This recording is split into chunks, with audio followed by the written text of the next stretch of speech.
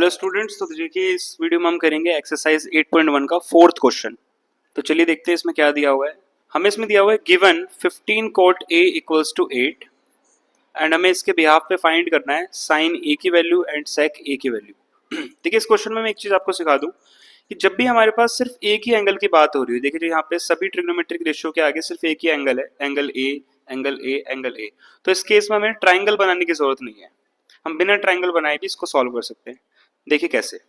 देखिए हम सबसे पहले इसको लिख लेते हैं। हम दोबारा क्या लिखा हुआ है यहाँ पे, क्या दिया हुआ है हमको, 15 cot a इक्वल्स टू 8।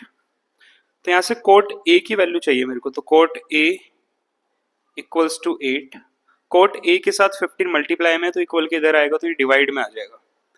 तो cot a की वैल्यू दी हुई है हमें 8 अपॉन में 15।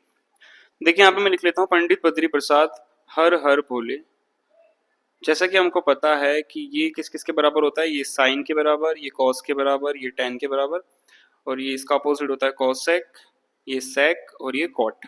हमें दिया हुआ है कॉट ए यानी कॉट थीटा, तो कॉट बराबर होता है बी अपॉन पी के। तो हम इसके सामने लिख लेते हैं बी अपॉन में पी। देखिए मेरे को बी की वैल्यू पता है 8, पी की वैल्यू पता है 15। तो यहाँ पे मैं एच निकाल लेता हूँ। देखिए एक बार मैं दोबारा बता देता हूँ, अगर मुझे इन ट्रिग्नोमेट्रिक रेशियो में अलग अलग एंगल दिए होते, जैसे कि यहाँ पे कॉट ए लिखा है, यहाँ पे कॉट बी लिखा होता, या यहाँ पे कॉट पी लिखा होता, तब मेरे को ट्राइंगल बनाने की जरूरत थी, क्योंकि उसमें परपेंडिकुलर और बेस अलग अलग होते। लेकिन इस केस में क्या है, हर ट्रिग्नोमेट्रिक रेशियो में एंगल सेम है। यहाँ भी ए एंगल की बात हो रही है, यहाँ पे भी ए एंगल की बात हो रही है, और यहाँ पर भी ए एंगल की बात हो रही है, इसलिए मुझे ट्राइंगल बनाने की जरूरत नहीं है।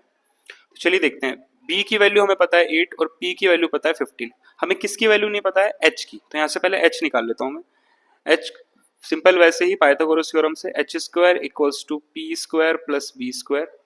तो यहाँ से h की वैल्यू हो जाएगी h equals to under root p square plus b square.